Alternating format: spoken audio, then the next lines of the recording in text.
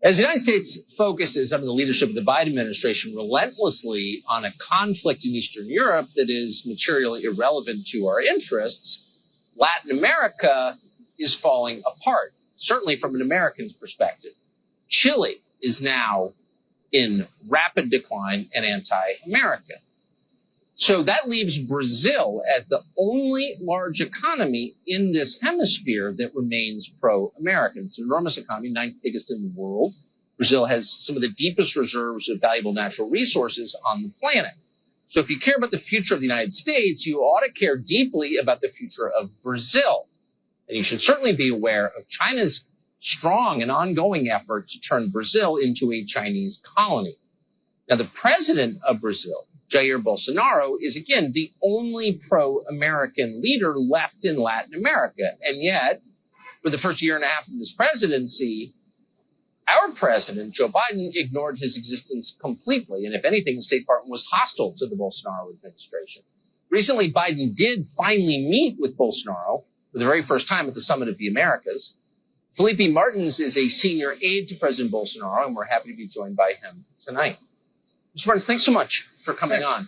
So your president finally met with the American president. Why do you think, considering that Brazil is the largest economy in Latin America, it took that long?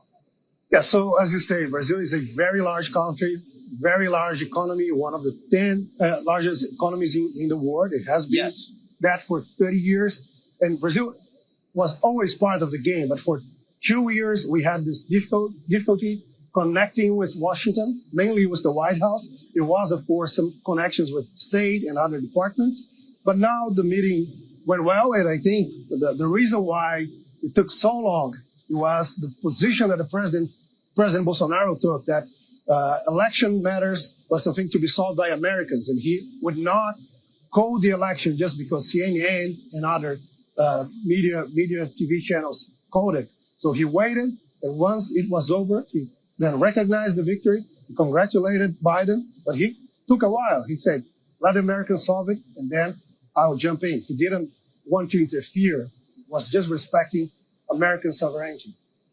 The United States, by contrast, has a decades-long history of interfering in other countries' elections. It has tried to do it in Hungary. Of course, they rigged the election in Ukraine in 2014.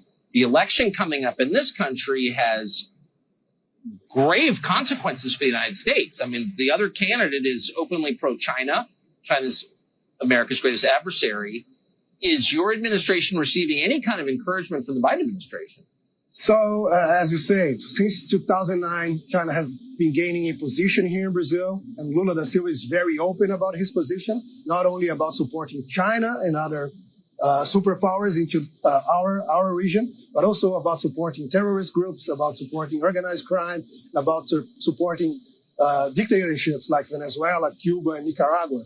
And yes, I think this meeting that we finally had, we were able to advance a little bit.